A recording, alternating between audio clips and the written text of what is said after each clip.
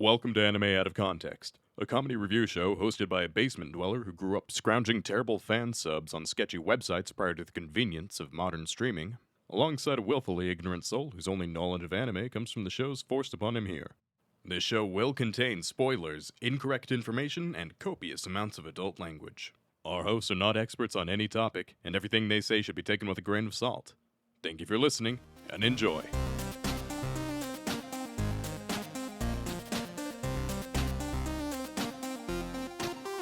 Hello and welcome to Anime Out of Context, the show where I attempt to explain the sometimes weird, sometimes wonderful, but always hilarious world of anime. And I lied to myself and to the world.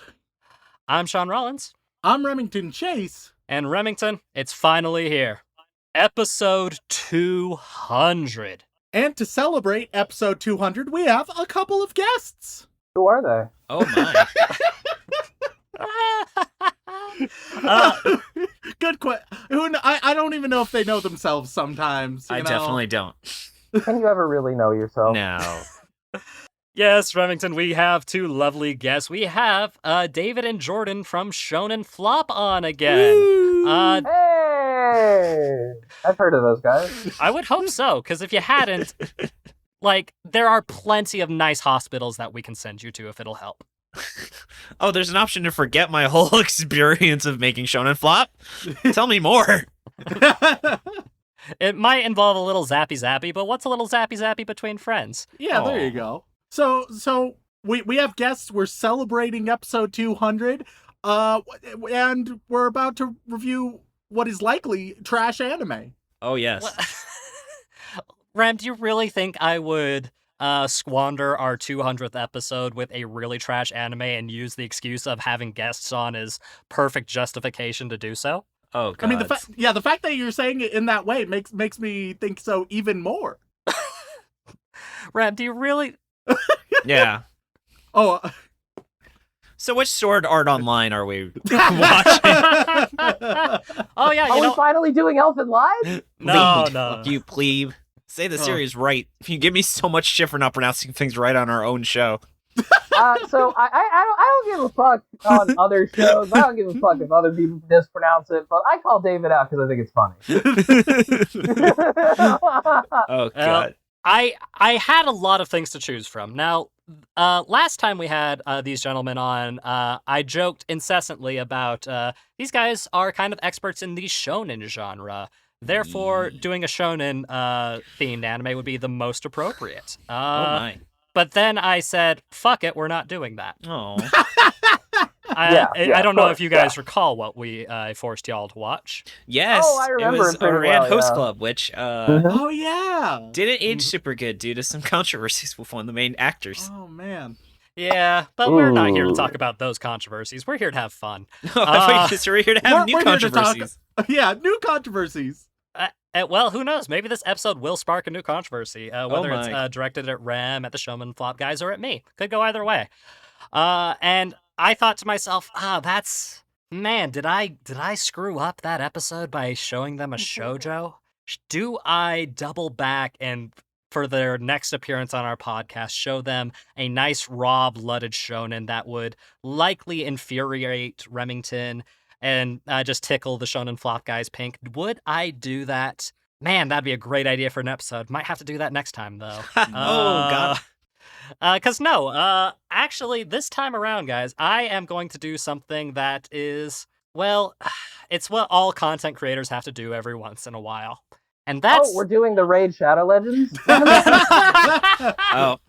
I would rather off myself than do anything related to Raid Shadow Legends. Oh yeah, didn't Dylan say you guys are getting sponsors or starting to run ads or something? Yeah, let me Yes. just say, hey, Raid Shadow Legends, I mean, Fuel. look. I love my Casper mattress.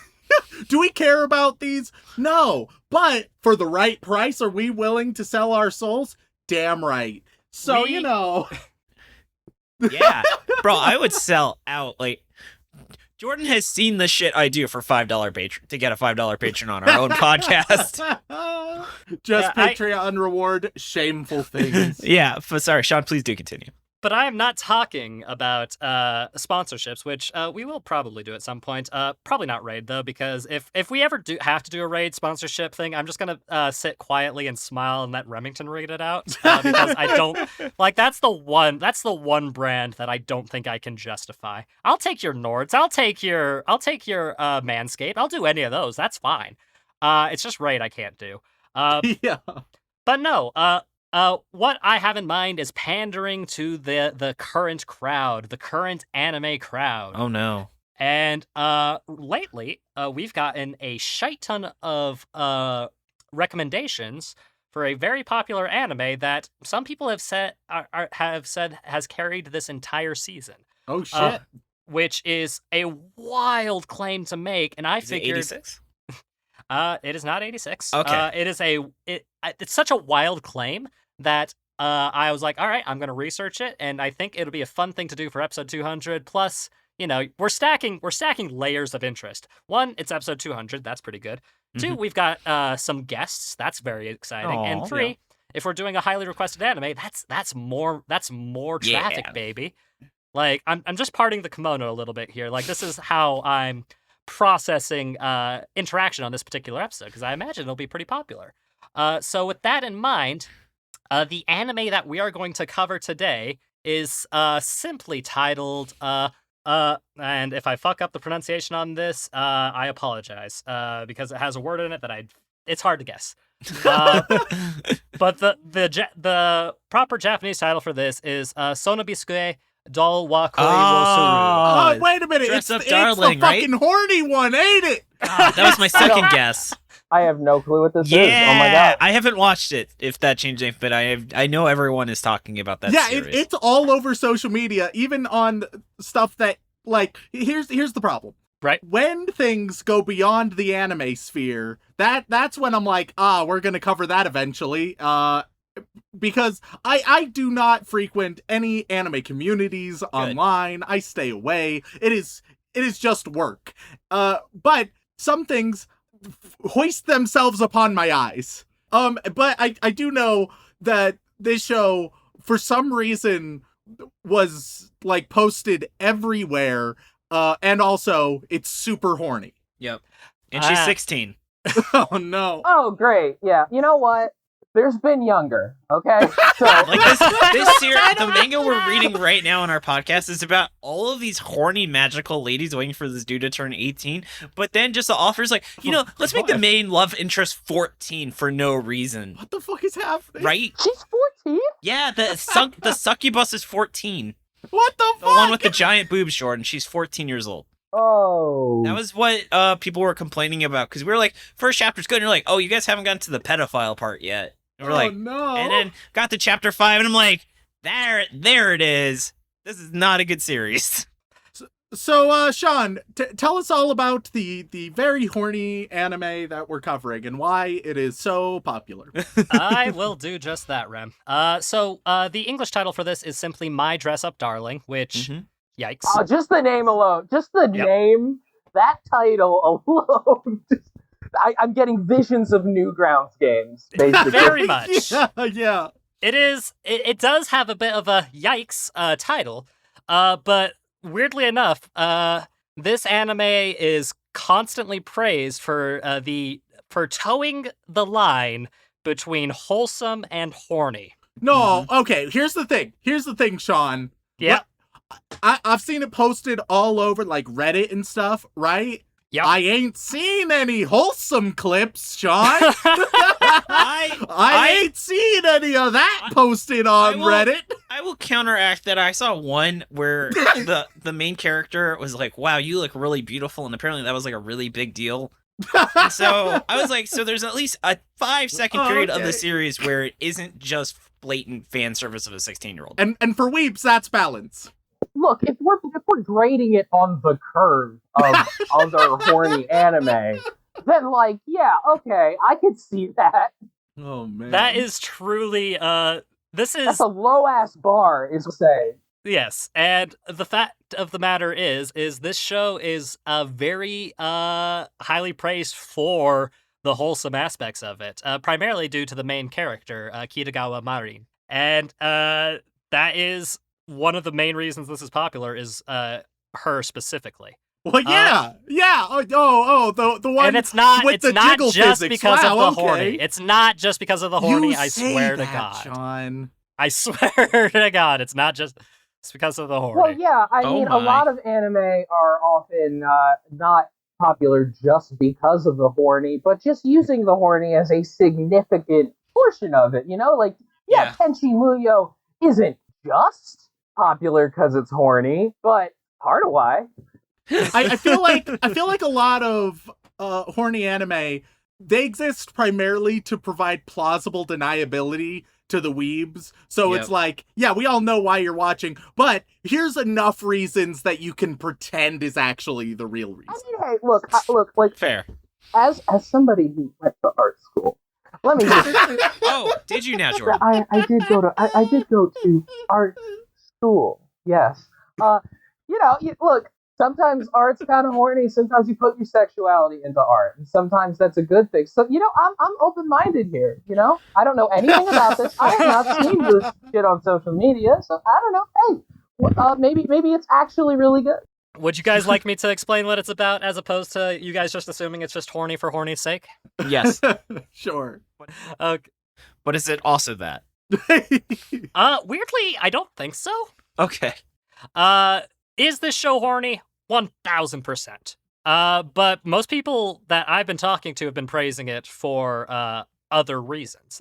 But here's the basic premise of it. It's about our two main characters, Wakana Gojo and Kitagawa Marin. And our main dude, Gojo, is kind of an introvert to the highest degree.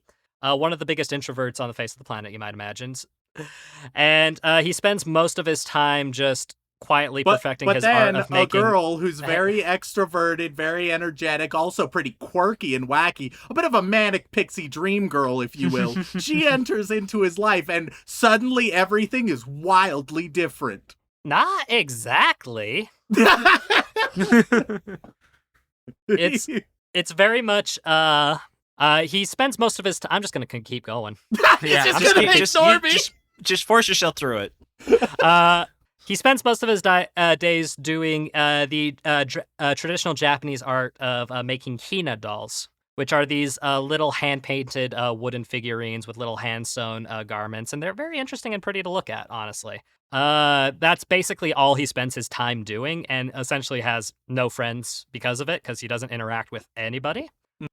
All he really cares about is getting better at that and wanting to be as good as his grandfather, who he thinks is the coolest in the world. And of course, since, it's a bit of a weird hobby and he was ridiculed once as a kid for it, he tries not to, display that as his hobby. He just kind of, disassociates from all other people his age, which is a little too relatable for a lot of people in our community. Fucking mood. Relatable to... Yeah. Wait, I'm sorry. Are you telling me that that's a story that anime fans can relate to? Yeah, don't know no, it's about a that. bit weird. Yeah, It's a bit I don't weird. think I agree with Except that. this guy's hobby is actually useful and interesting. As opposed to just watching anime. Yeah.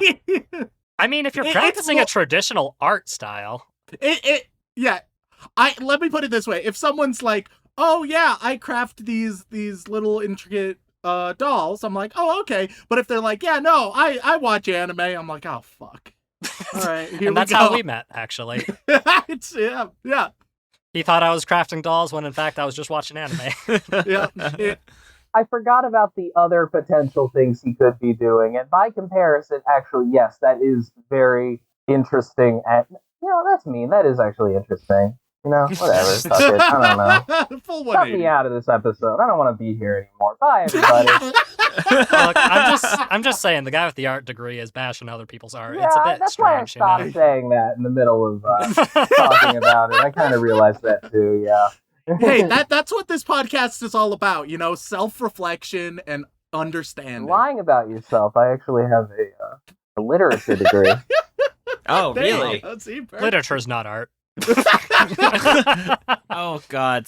Jordan, that reminds me, you still didn't actually confirm. Did you learn the word emblematic from watching HB Bomber Guy? Because he uses it a ton. I'm like, because you've talked about, like, oh, I don't know all these fancy words you use, David. Is like, in emblematic Big a fancy word? yeah, but It's got definitely more than gets- one it's- syllable, so dude, I that's, think that. yeah, Is I would say that- a four-syllable You word. really think that emblematic is a super obscure fancy word? Like on the level of like I don't know, phenomenology or Oh or, yeah, no, like- emblematic is not on the Antediluvian. same tier as phenomenology. yeah, like the I don't even think I know what phenomenology is. I think it's just Study of fucking... phenomenons, I assume. it's Do, just do, just- do, it's do, do. literally Read your just Hegel. the study of things happening, basically. Yeah. But in a really pretentious way, and then Hegel starts talking about dialectic, and then there are a bunch of other words that don't make any sense. It just, don't worry about it. All right, nerds. Back to the anime. Yes. Shock and horror. One of the girls in his class, Marin Kitagawa, is a very extroverted. I'm not gonna say manic pixie dream girl. I'm not gonna say it. Of course not. Yes. I'm just gonna say she's You're going to describe one. Yes. she's a very extroverted, happy-go-lucky gyaru style. Makes sense. Remington, we've talked about gyaru so many Have times on we? this podcast. We have, and gyaru Remington is our version of is like the Japanese equivalent of like a super popular like yes queen type of girl. Okay, And cool. Dylan's gonna save that clip forever. I It's dragged gonna myself be in his front of a phone. ringtone. Yeah, a valley girl type of thing. So like very preppy, very outgoing, very like hip with the slang and pop culture and all that, high fashion, that kind of thing. Yeah. And one day, Kitagawa walks in on him practicing with the sewing machine and is instantly enamored because Kitagawa has a dream. And her dream is she wants to be a cosplayer and cosplay all of her favorite characters. Oh. Oh, okay, and now, and Oh, he is God. just a conduit for her to achieve her dreams. Who cares about what he gets to spend time with an attractive girl who pretends like she cares about him. Okay, I see the dynamics forming. This is literally all I wanted Here's in the- high school. Oh god. Shush. We're not supposed to bring up the wish fulfillment. We're not supposed to bring it up. We're supposed to we're supposed to talk about this objectively. Come on. Guys being like, oh man, if only a girl would walk in on me watching anime and be like, oh man, I really like anime, and then we became wife. Like, it Aw. just is bullshit. Like, it's just sad. It's sad, and But without me here's- having to put in any actual effort. So that's where a your standard crappy horny romance anime would go. That in that Mhm. exact direction, Remington. This one surprisingly does not go in that direction. Oh my. It actually starts with him her being interested in sewing and wanting to show off what she's been working on because she's been trying to learn how to sew herself to do cosplay stuff, and she's abysmal at it. And Gojo starts talking about how things could be fixed, and essentially they build a relationship as friends first, trying to Is figure it- out. I'm wildly skeptical of that, but we'll see. Yes, she asks him if he can help her make this cosplay outfit because she's so passionate about it, and he sees that passion, and he says he will, and it's the story essentially just is of their relationship, making cosplay stuff, and it is actually very highly detailed and accurate on what it's like to be a cosplayer. Because back, like I did a lot of cosplay back in the day. I'd like to do more, but anyways, it not only is this a story about these two characters and their journey to become like friends and closer than that, it's also like very accurately talking about the nature of cosplay, what goes into it, the stresses of making cosplay. And I found that very fascinating with how accurate it was. Like, there are several moments in this series that I was like, I have done that exact same thing. I have seen that exact same thing happen. And oh yeah, I've gotten heat stroke from cosplay because I wasn't taking care of myself. I remember that exact moment. I don't know, man. Like, while this is a very horny show, it's also an interesting show in regards to like the accuracies of being a cosplayer. Like, it's almost educational on like the cosplay experience, which is interesting to me. I just feel like there's been so many anime that we've watched on this podcast where it's like, all right, so the main character, they watch anime a lot, they're not going anywhere in their life, they're just fucking it all up. And like that's been the premise to so many anime. But that's not the premise to this one, Remington. I mean, the best series about anime fans ever created was still Anime Club by Casey Green. So, it really was the peak of culture. Is there anything else we need to know, Shaun, before we all jump into this journey together? Honestly, He loves us. no, I mean, we'll see. We'll see how much you guys. We'll see how much you guys bully me in the second half, because I will say this is probably my biggest guilty pleasure show, and Aw. I will also reemphasize it's not because of the horny, it's because of like the nostalgia for me. Okay. I mean, last time we all, last time we did a collab together, we came into part 2, pleasantly surprised, all Yeah. being more pleased than we thought we would. Maybe this will be the same, or maybe we will be horrendously disappointed and dunk on Shaun for 40 minutes in the part 2. I think that'll be great either way. But yeah, no, there's not much else to say. It's a show that is very horny, but also has a lot of interesting facts and logic. It's So with libertarian that- now? No, okay. Gonna start talking about fucking Atlas Shrugged and how like Oh, you know, she we're- is 16, What- Mr. Stat. when's Age of... the Atlas Shrugged anime actually? Oh, it'd be so bad. Oh, fuck. There's one dude You know, working gotta- on it, but it's never gonna get made because he refuses to ask anybody else for help. It has to be a libertarian. Isn't that? It's Attack on Titan. Oh my god. Oh my god. It's nice when somebody else bashes Attack on Titan on our show. You're welcome. By the way, I totally was hoping that you were gonna be like, you'd set everything up. Be like, yeah, it came out this year. Nah, just fucking kidding. We're finally doing Evangelion, bitches. Because that's what that's what you do that for a was an 200 option. episode. But it would have been. I've been preparing that one for years, and it's going to take some time. That's but episode with- 500. But with that in mind, guys, I think that about does it. Let's take a break and let's go watch the first 5 episodes of My Dress Up Darling. Sounds good to me. And the real darlings were the friend we made along the way. This isn't something good. You know, this isn't Sword Art Online. This isn't Attack on Titan. I'm so angry at you right now, Rem. Yes, Queen. Because it was like a 2-hour movie, and an hour and a half of it wasn't pornography. Ladies and gentlemen, we are back after watching 5 whole episodes of the hit Winter 2022 anime, My Dress Up Darling, and boys, all I have to say is, no matter what we discuss in this half of the podcast, do your best not to think little of me. That's all I request. I just want to maintain some semblance of respect, because I know the issues with the show, but the point is, a lot of people really enjoy the show and they want to see some thoughts and opinions on it. Okay, look, can we just get it out of the way and talk about it right now that we all agree we are all uncomfortable with the fact that she's 16. Yeah. Yes, We're yes. all uncomfortable with that. Can we just get it out of the way cuz like so that we don't bring it up all the time. Yes. At least she's because- not 14 like in Love Rush. Yeah, I mean, Yeah. oh god. They- No, you know what? This series in many ways was superior to Love Rush. Oh, yes. Well, it got Um, animated, for one thing. Well, yeah. Yeah, Sword Art Online also got animated. That is a good point. So I have very strong feelings, and I'll give my general impressions in just a moment. But before I do, I want to give a chance to our lovely guests to give just their broad impressions, either first impressions or overall impressions of the show. So whichever one of you would like to go first and just give an overview of how you're feeling. I loved it. No, really. I did.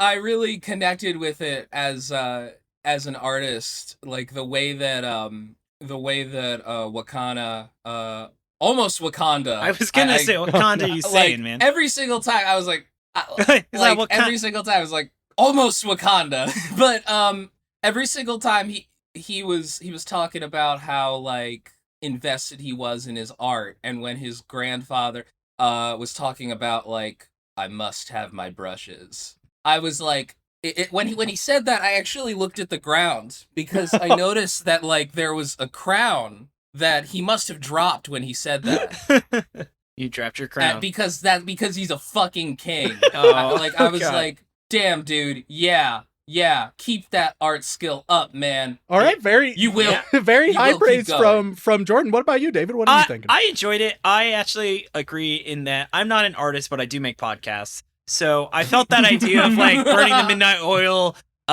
getting the editing where I've had it where like I had to like fly out Thursday night. I literally got up at like 6 a.m. and just edited for 8 hours just to have it done before I went to like a trip. So I really felt that way. I didn't sleep for like a week so we could finish making it. I also feel like the series embodies this idea of saudade. If you guys, I know most of you guys all speak Portuguese here, but for the audience that may not, it is the idea of kind of the feeling of longing or melancholy or nostalgia that's supposed to represent like a characteristic of something kind of like missing something in your life that may or may not have actually been a part of your life. And I feel like this really gives that idea because like that's why I had to want to go into a different language because there is this idea where this feels like something that we all wish had happened in our life. This idea of having this kind of, I guess, magical girl in our life, having this friendship, especially because I don't know about you guys, I'm a fucking nerd, so I didn't have the best high school experience when it came to talking to girls. And this is just like that interesting idea where I kind of felt like a sense of longingness, like feeling that this is something I was almost nostalgic for, even though it never happened to me. First, I do want to say, David, this is an anime podcast, so don't worry. We understand where you're coming from. I forget, so we all knew Portuguese. Come on. Issues with talking to girls. But it's one thing I will say, and about how because like on one hand, yes, it is wish fulfillment, very clearly. Although the one reason that I think it worked for me was that you could kind of see from Maureen's perspective why she was hanging out with him, because a lot of this shit, a lot of these manga, it's like, yeah, the girl is great, but why the fuck is she hanging out with this guy? Here it's very much, no, he's really doing something for her and he's working really hard and she sees that. And, so it doesn't feel as much of pure wish fulfillment. It feels a little bit more balanced. Can I just say, I think it is fantastic that we have both of you on this episode. Shaun, you said in part 1 of this episode, you said that you promised the show is more than just horny. Yes. And it's true. It is more than just horny. It is also very horny. Trash. Oh, it's a bad show. It is a very... I'm glad we have guests on so that we can receive a little bit less flack for this episode. Because there were some moments where I thought, oh, I might actually enjoy the show. No, I think this is a very, very, very bad show. Really? And as well, I don't worry, I have many reasons, some very prominent. But to anybody, here's the thing, Shaun, you mentioned how it's like, oh no, it's a perfect blend between wholesome and horny. And what I'm reminded of when you say this, and after watching My Dress Up Darling, on Reddit, there's the subreddit, like wholesome anime memes or whatever, right? Which occasionally hits the front page and I'll see one or two.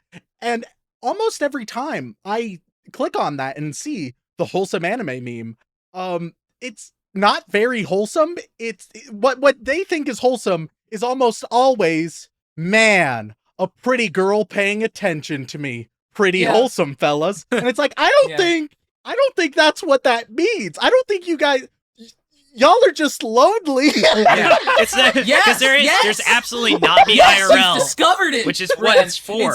Anime is the medium for lonely people. You've discovered the secret. Listen, Rem, if I wasn't a lonely person, I wouldn't have started a podcast with Jordan.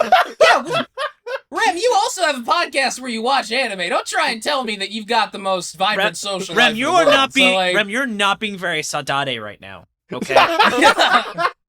I don't believe in your dedication to spark emotion. It's like you don't. Okay? Let's get into the show properly so we can discuss the ins and outs about why we all, by the way, feel the way we do. I just want to say I went on wholesome anime memes and the first picture is from this anime. Of course it would be. You say the first picture, it's like the first 5 pictures. Wait, let me see. The second picture was a sad Keanu Reeves meme. You can check it right now. The ones that get to the front page, so many of them are just, man, I really wish I had a cute waifu. And it's just overloaded with that. And guys, that can't be. That's the entire genre, Remington. That's the whole point. And I'm saying this genre is fundamentally flawed for so many reasons. But let's start with episode 1. Episode 1, we open. We have our main character, Gojo. We get a little flashback about with him and his Hina dolls, and him being told by another young girl, essentially like, dolls are for girls, how dare you? Which, first of all, fuck gender roles. I think we can agree. Fellas, if you like dolls, whether that be Hina dolls or hell, if a little boy likes Barbie, you do you. You do whatever you want to. It does not matter. Dinner rolls, not gender roles. There you go. Then we get to modernity. He has a morning with his grandpa, where his grandpa's like, hey, so you got any friends? Which Gojo doesn't. He has no friends. He's a sad I love loner. his grandpa. But at school that day, he happens to run into, or rather, the girl flies into his desk, and a girl gives herself a concussion very clearly. Yeah, oh yes. Just for no Yeah, they reason. just don't care. They don't explain it. I love it. Yes. Listen, she's just too beautiful to You get a have to concussion. invent in your mind. You have to invent in your mind some reason why this pretty girl was just flying through the air and got a concussion by hitting her head on this guy's desk. They don't explain what was They do happening. not. You just have to come Well, up Jordan, with she it. doesn't It's remember what was wonderful. happening because she just had a concussion. You know what? That's very true. That makes sense. So then we get the first real example of wish fulfillment. Like, she talks to Gojo for a little bit, then she talks to her friends, and as she's talking to her friends, one of the things that they bring up is how she, like, rejected a guy because he dissed anime. And one line that she says, it's basically, I don't care that he was hot, he insulted anime. Which is, yes, that's a wish fulfillment line right there, where all the weebs are like, I may not be conventionally attractive, but I wouldn't make fun of her for liking anime. Yeah, I wouldn't. Well, Yeah. I mean, she was basically saying, this asshole was negging me. Fuck that. Yeah. Which, guy. like, to be fair, negging, terrible strategy. But as we will get to, right now, the first episode is establishing a very clear thesis statement. And that is, hey, it's sort of fucked up to attack people's passions, the things they really care about, the things they work really hard for, right? It's sort of fucked up to just dismiss those and antagonize those, right? Which, all right, perfect. Real solid thesis statement. Now, I just want you guys put that to the side momentarily, because then, eventually, Gojo needs to start using the sewing machine at school, and he does so, and Marin catches him, and she's like, oh my gosh, that's so cool. And she gets really excited because he's interested in sewing and presumably making clothes, and she's been working real hard at her cosplay. So she brings it, she has brought it to school, she puts it on, she's very excited to show Gojo her cosplay. And he sees it, right? And it's clearly, she doesn't have a lot of experience, but it's something she's very proud of. Otherwise, why would she be showing it? It's something she's very passionate about. And then immediately, Gojo, whose distinguishing characteristic is the trauma he was inflicted when he was like 8, because a girl said, wow, that's lame as fuck to him. He goes in hard against Marin. He attacked, he's like, this is terrible. No one could even think that the quality of this stitching is good. Oh my god, I can't even imagine how it's possible to be this bad. What the fuck? Rem, you absolute baka. You absolute total baka. You don't understand. Gojo cares unbelievably. Like, his primary thing is not that he's scared. His primary thing is that he is obsessed with Hina dolls and the craftsmanship that goes into it. He can't help himself. She shows him this, and he just immediately goes into, like, critique mode, where he's just like, oh my god, look at this, I must fix this. How did you do this? And he doesn't even realize it, and he starts starts apologizing. He realizes he did that, and he was like, oh shit, I'm sorry. I don't think that's an excuse, though, because he goes in hard. And imagine, I could easily picture an alternate reality where she's like wildly embarrassed now, and then just they stop talking, she decides, all right, cosplay isn't for me, I'm just gonna quit that entirely. Once again, because it is against the thesis statement. Sure, he does apologize.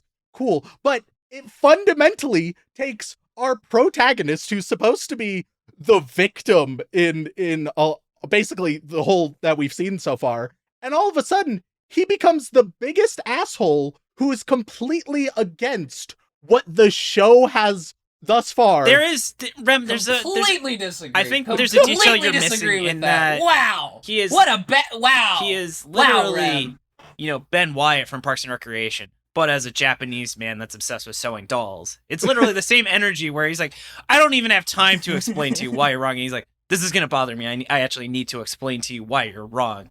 And it just, he's clearly just a Ben Wyatt deviant because we fucked with the time stream. No, David, the way you just explained it, where it's like, no, I need to address this. It'd be fine if it's like, hey, let's talk about this. There's a lot of room for growth. Here's ways that you can help. No, he is blatantly antagonistic. When you say, I can't even imagine if someone deliberately tried, it wouldn't even be this bad. Like, if you're making comments like that, that's not just, oh, this is something I care about. You are being a blatant asshole there. And he apologizes for it. He's also Rem's 16 so years mad old. right now. A lot of people are God. blunt assholes. Sure, and if the show was like, wow, yeah, he's sort of an asshole, that'd be fine. But the show doesn't view him as an asshole. It's like, it's like, he went a little bit overboard, but he said sorry, so it's okay. Meanwhile, the 8-year-old girl is emblematic of his trauma. Like, oh my God! I'm so angry at you right now. I feel like Shaun's just like doing his taxes right now. Oh no, this is how I get zen. I have faced this wrath and this fire against so many shows that I love and appreciate. That you get used to it. You get used to it. I feel like on the spectrum right now, the point of his character is that he's a social idiot. Oh my God! And it's about how it's all right because he means no, but here's the thing. He cares super, if he was just a social idiot, and she knows that she didn't do it very well, and she knows that she didn't do it very well, and she's like, no, I want to hear your opinion because you understand this shit, and like come on, tell me. Yeah, and she is kind of hurt, but she takes it in stride because because what she really wants is she wants a high quality cosplay, and she knows, okay, this guy's giving me some actual criticism here, and he clearly understands what the fuck he's talking about, and it's just he's just responding in that way. I don't know, I completely bought it. I didn't see any issue with it. Yeah, he's kind of Jordan's entire response is showing us why point. He didn't see any issues with his behavior. Rem. I did not see any issues. So, I like how with his behavior. I feel like oh, I'm sorry, Rem. You're right. I'm just gonna let this girl walk around in that shitty cosplay. Yeah, wait, sure. Is all the right, only way to make any sort of that. critique by being the biggest asshole of all time? He was not being the biggest asshole. He could have been a way bigger asshole. I have been in some art critiques where and the it's people fundamentally a worse and more detrimental way of giving critique. I mean, Rem, don't you trash 98% of the things you watch on this show you say are terrible? Yeah, I'm not talking to the producers and creators of the show trying to make it so that they are becoming better. No, you're just talking to the people who love the anime and love all that stuff. You are the antithesis to this I anime. never said that I was the embodiment of the thesis statement. I am saying the show at one point makes it's like, hey, here's one of the biggest points of the entire show, and they do it on purpose. That's the whole. They know that they're doing it. I think they give it too much of a pass, but let's continue. She ends up asking for help, and he's like, all right, cool. So we. Jordan, big guy, do a lap. We get into episode 2, where we get some exposition about the cosplay Marion is trying to do from an eroge called Slippery Girls 2. It has a longer title, but that's the gist. She gives him a big... Humiliation squad or something. Married ends up just going.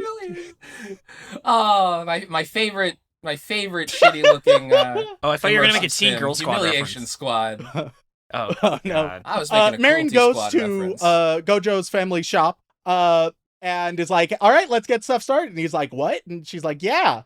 And then they do most of the episode is measuring, getting her measurements and all that.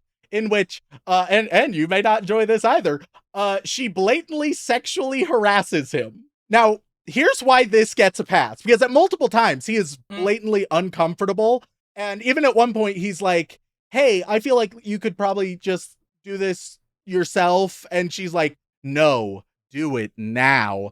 And the reason why this gets a pass, one, because it's a girl towards a guy, but then two, it's because the weebs watching the show aren't thinking like, wow, she's really not respecting his boundaries. They're thinking, man, I wish that was me. Exactly. And so it just goes through. But that doesn't mean that it's okay. No, it is still blatant sexual harassment and complete ignorance of any type of boundaries, which is not okay. No. But the show doesn't care about that because once again, it's just there to be like, oh, fellas, don't you wish you were in this position? Hoo-wee! So what's like a good thing that you like that's not wish fulfillment? What do you mean? I feel like a lot of fiction is just wish fulfillment. Like that's almost the whole point. Like I mean, it's more blatant than a lot of other things. Don't get me wrong, but that is also no. Well, like here's an example. I could watch like an intense drama where someone has a very difficult choice. Oh, okay, so either I need to go save my family or my best friend who just saved my life.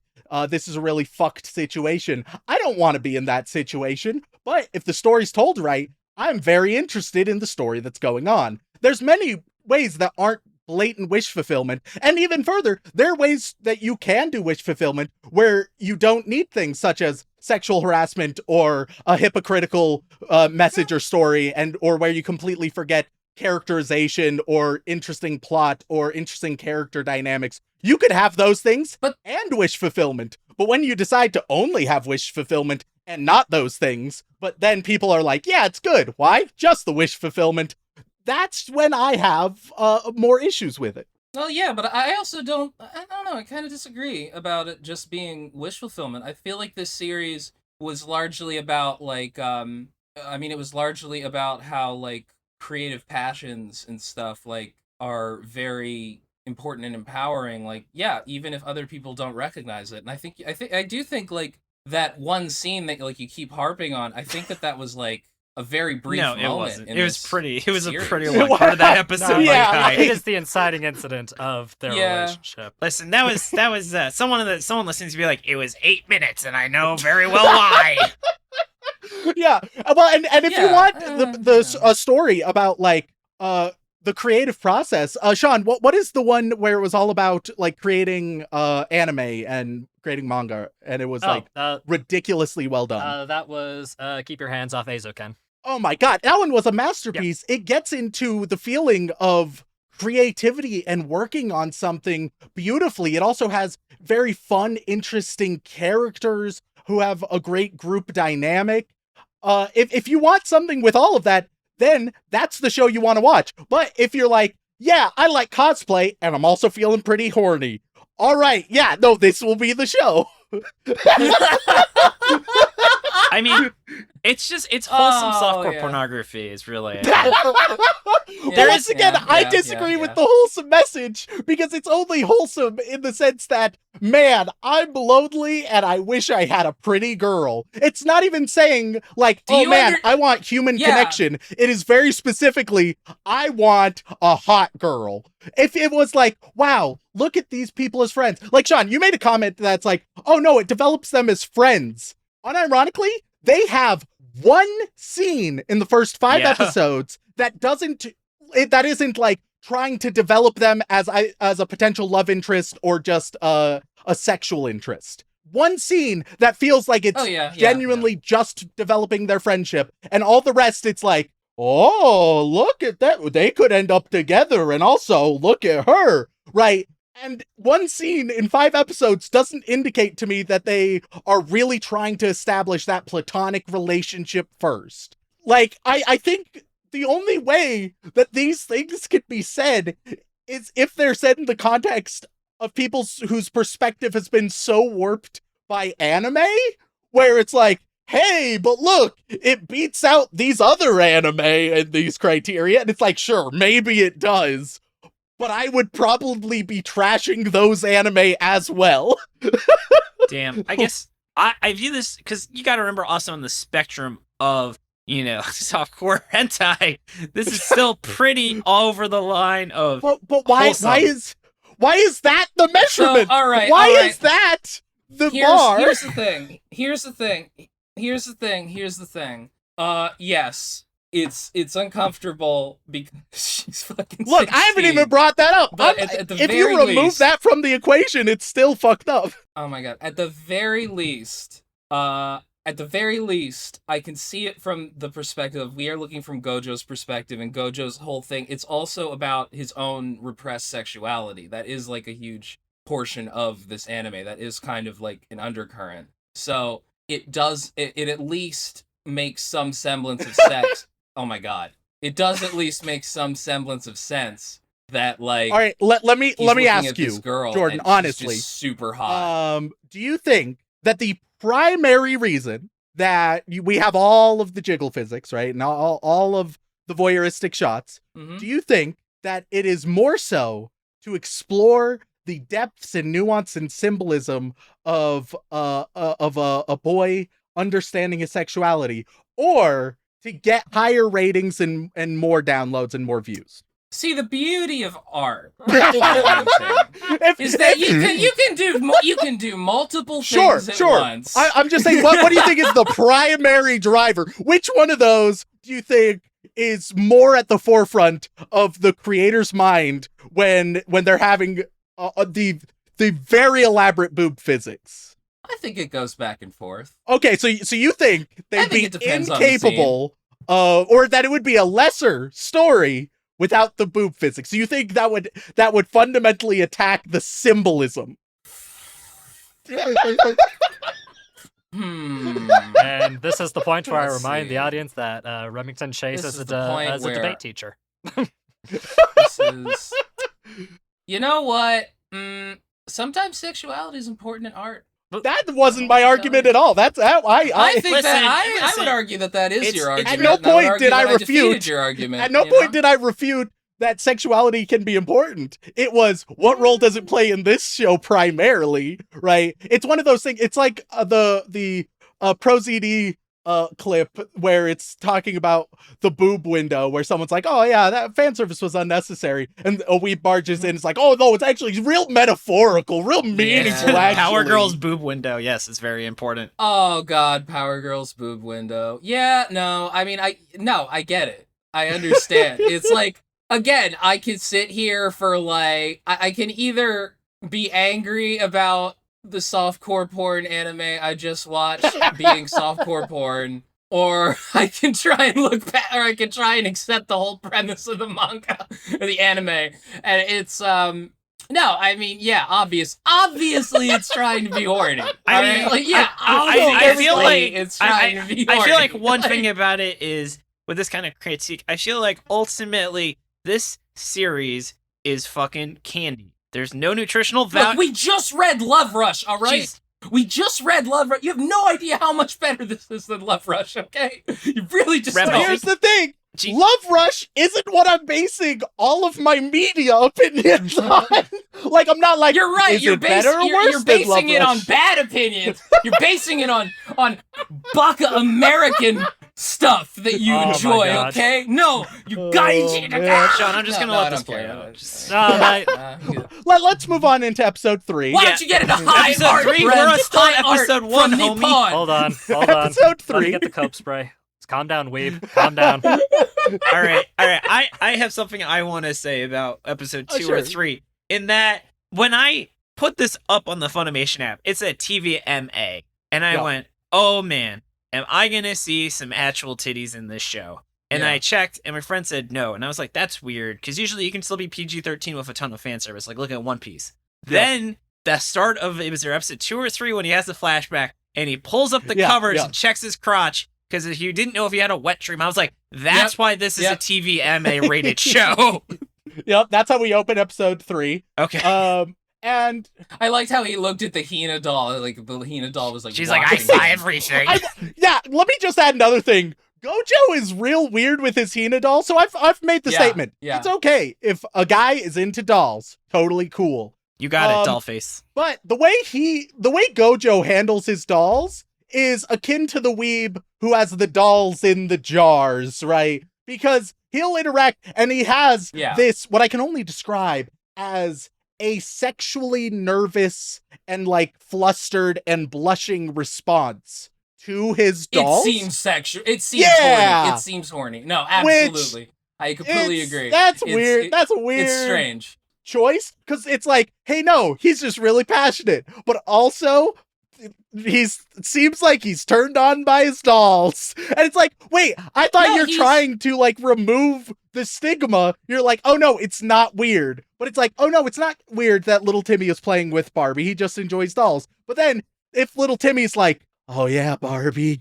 oh look at how you can move, like, no, okay, maybe then it starts to get weird. So here's the thing. I think one of the disconnects is that, like, you think that the manga say, or the manga, now I'm fucking, usually I'd fuck it up the other way. You're talking about the anime as if, like, it's saying, no, he's not weird for doing this. I see it as saying, no, he is weird for doing it, but it's okay to be weird. That's how I view it. Because it is but weird. It wasn't saying, the show at no point has been like, yeah, no, it is weird that he has a sexual attraction, but that's okay. It's the fact that he has the Hina dolls at all. It's the show has said that's what people are claiming is weird, right? Rem.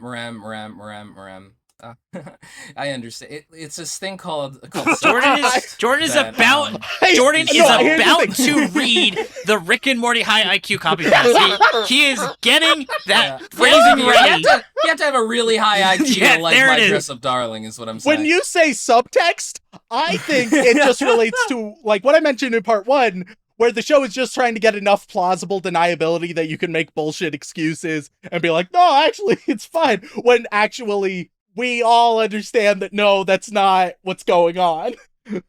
I am gathering up the spirit bomb from all the listeners who are just as angry as me right now. I hear you, my episode friends. 3.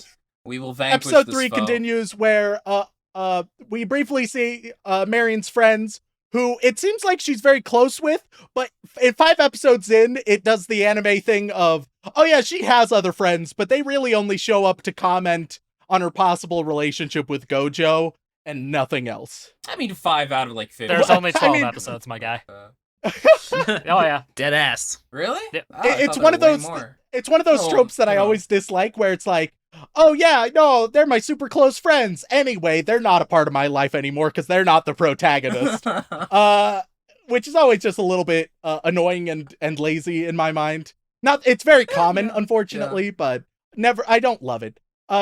Then Gojo decides he's going to ignore Marion because, oh, what if people think that we're like together, and she gets embarrassed or something, and she finds him eventually and they agree to go shopping together. I will say, I think Gojo's pity party is pretty annoying, both in this episode and generally, because it's one of those things where we're supposed to feel sympathy towards Gojo, but he's so self-pitying as to be an active asshole. And don't get... That worked on me. See, and unfortunately, it's one of the most annoying personality types that, like, I've interacted with in real life, because when people are like, oh no, woe is me, to such a degree that also it's all about me and must all be all about me. Like, it's not... It's, oh no, she would be so embarrassed to be with me, so I'm just going to do my own thing, and it requires her to come up and talk to me and blah, blah, blah. It's so inconsiderate. Yeah, almost like it's a character flaw that the series is about him overcoming it or something. I think the character flaw that the show addresses is that, like, he struggles socially. But I think that fundamentally it doesn't address the character flaw that he's an inconsiderate asshole. It doesn't talk about that. If you ask, and I know that because the fact that I'm saying he's an inconsiderate asshole, despite him demonstrating now multiple times that he's an inconsiderate asshole, who has said harmful things and doesn't consider the effect that it will have on others, doesn't consider the effect his actions will have on others repeatedly. The fact that opinion, a lot of weeps are going to be like, what are you talking about? Shows that the show doesn't think that's what's happening. it recognizes there's a character flaw. It doesn't think that that is the character flaw, which shows a disconnect from what the show is representing to what it's trying to accomplish. I'm just feeling really attacked right now for some reason. I can't figure out why. No, I mean, It also, I will also address, like, some people will be like, oh no, he's being super helpful. Like, look at the shopping episode, right? He's helping her out a bunch, helping with the materials and stuff. But it doesn't come across in this episode as like, wow, look, he is a good person, or wow, he's such a good friend. It comes across as, man, he really wants those titties. you think so? Oh, I yeah. saw it as Jordan- I saw it. Jordan, you don't act like that for a girl you don't find attractive. Yeah, considering every scene in every environment, he's like, he ends up, whether it's like she's getting dressed up at his house, or they're shopping and she's trying stuff on, or any of that, right? And it makes a concerted effort to show, wow, look how sexy she is, and his responses to it, where he's like, oh man, she's so sexy right now. It comes across at, and I'm not saying, like, obviously this isn't the intended result, but the fact that this is a very easy way to read it, that he's not doing it just because, like, wow, I care about you as a person, but rather, man, I really hope this goes somewhere. She's so hot and she's paying attention to me. they I feel really- like that was the intended. I mean, I thing, feel I agree with Rem, where this series literally makes everything that has to do with the main girl, whose name escapes me, sexual, which is weird because she is 16, and also it does make it feel like she can't do anything, you know, like, yeah, that's part of the thing, is she's wearing clothes and she's doing stuff, but you can still make that not sexual. You don't need to have the main character. I thought it was kind of annoying. The main character literally was trying to hide his boner in every single scene that involved her.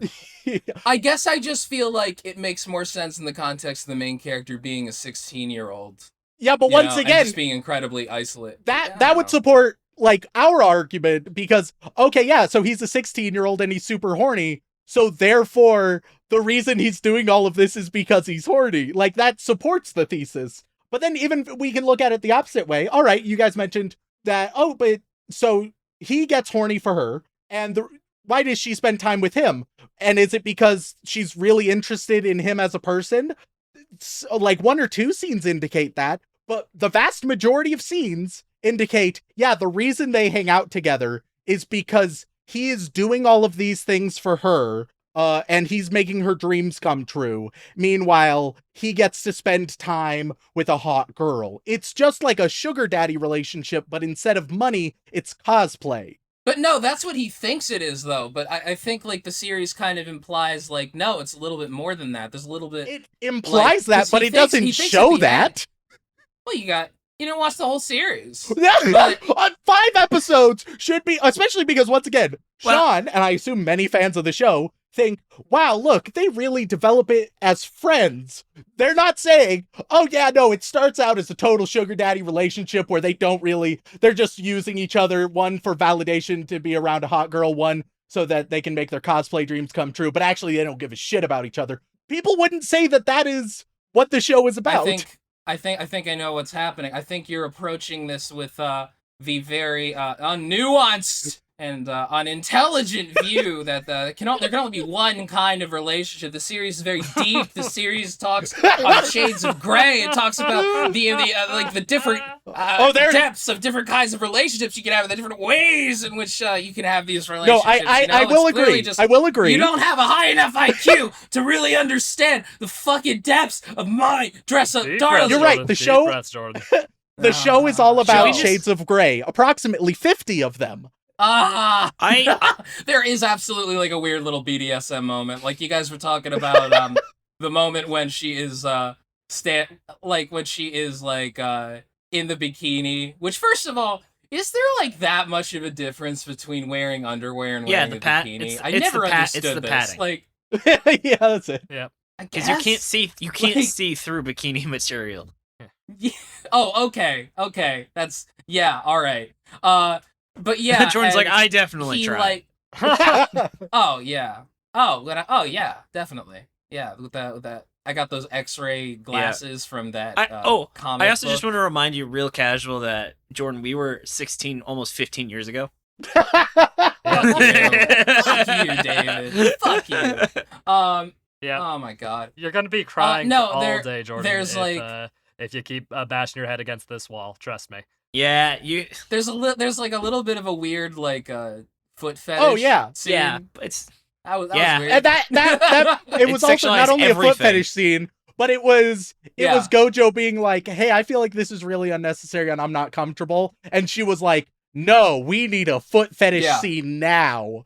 Absolutely. Yeah. But we continue the episode. There is one other weird moment in episode 3 where Marion is looking at different cosplay photos, and at one point she's looking at photos of a child who she says could be in elementary school, and is like, "Man, look at that hottie," and that was a weird, uncomfortable moment. But continuing further, we learned that there's a 2-week deadline before the next cosplay event, which leads us into episode 4, where I think episode 4 fucks it up big time. Episode 4 is all about first Grandpa. He sees that his grandson has bought lace stockings, which causes him to fall and genuinely end up in the hospital. yeah. He just doesn't know what to do with his grandson. Yeah. Like it's genuinely, he sees his grandson has lace stockings, he ends up in the hospital. I think that was my favorite moment in the series, to be honest.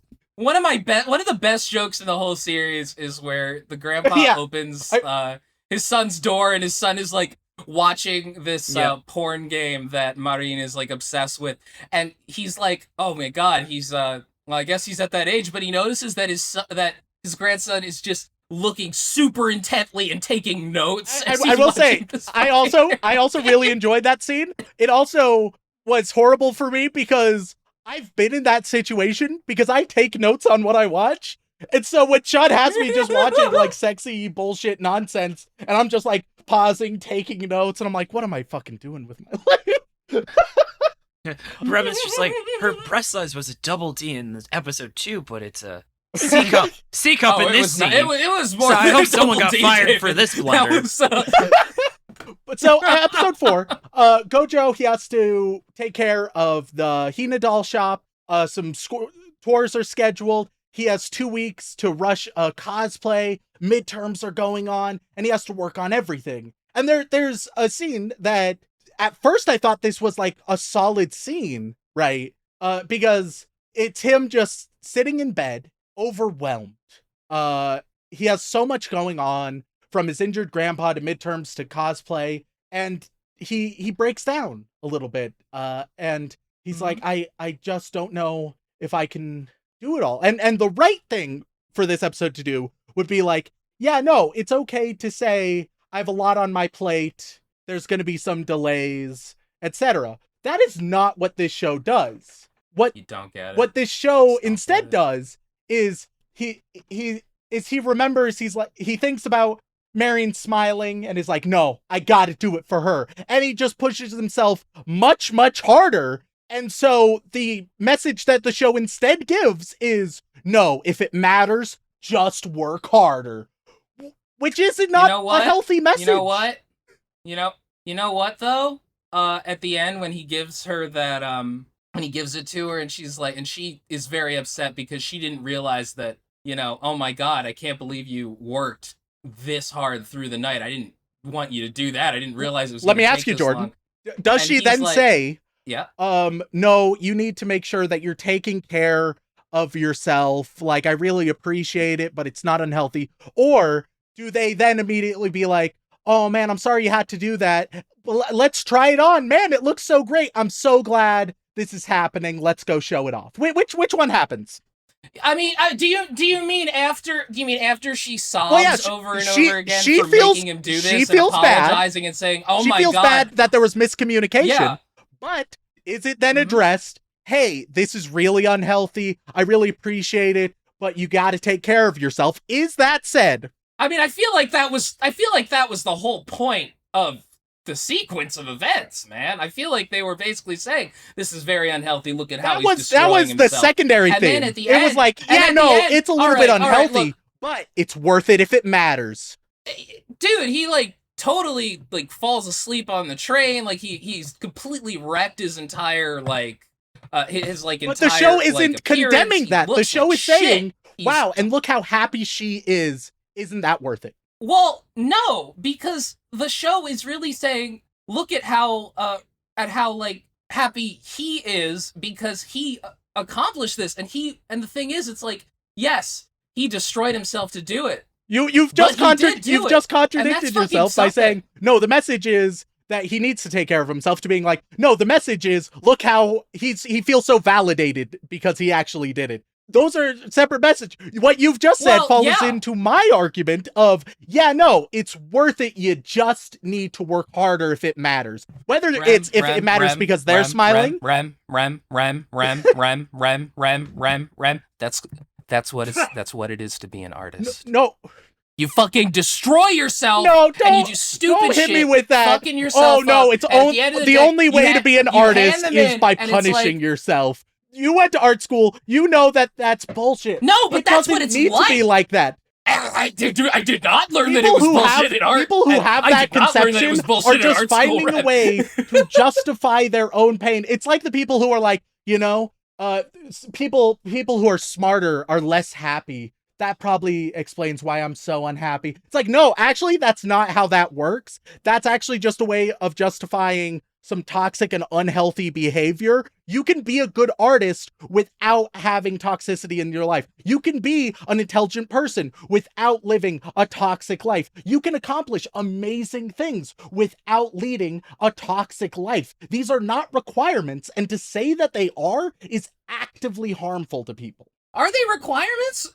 No, is the show it's not saying they're requirements, though, because I don't think the show is ever it's saying that, hey, I mean, if it's worth it, you should do it, which is completely ridiculous. The way that I took that differently. I thought it was saying, like, I thought it was more of like, because from my perspective as an artist, if I was in his position and I worked my ass off to do that, and when his response was, "Oh, I'm so relieved. Now I can work on it," but he was happy. In my mind, it was like, I would feel that way too, because at the end of the day, yes, I destroyed myself. I totally fucked up. I don't want to do that again. That was fucking stupid. But at the end of the day, hey, I agree. This creating is, art is lovely. You feel a sense of accomplishment. What my argument is that you don't need to have a breakdown to create art. You could have easily imagine if instead, right, you have a scene with them where he's like, I'm sorry, I don't think it's going to be done in time. And then she, just like, as we saw, she's like, oh no, it doesn't need to be. I'm sorry I gave you that impression. And they say, no, like, finish it on your own time. I'm just so happy you're doing it. And then he does finish it on his own time. He learns the lesson. And then he feels, and then the series has no conflict and nothing happens. We had conflict of him getting overwhelmed. He learns the message, then he still does finish it, and he still feels validated in his art without being like, oh God. It's the equivalent of saying, hey guys, no, I understand crunch culture in video games. It may be unfortunate, but it's gotta happen. It's just good for the art of the video games, you know? I disagree. I don't think that's what it's saying at all. I think it's a lot. I feel like you both defended. I think it's saying that no, he feels that way. I feel like you defended crunch culture and then argued. Yes, you've been like, it's all about, it's worth it. Crunch culture's worth it because he feels so validated at the end, and then being like, nope, that's actually not what it's saying. I feel like you've been wildly inconsistent with your messaging. No, I'm saying, oh my God, no, look. All right, look, it was not what he absolutely should have called her and told her that, but he couldn't due to his own personal anxiety and the way that he is. Like, the show, the show might say sufficiently. Oh, I'm sorry, I didn't realize I was reading a show for a show where I needed to have all my morals. No, all right, let me ask you. Okay, I'll just pick up some Dr. Seuss now and be like, look, you gotta the show, yes, presents it right, and it's like, all right. So someone is doing something, and the negative consequences is they have bags under their eyes, right? But then the positive consequences are their friend is super happy after apologizing for the misunderstanding, is super grateful.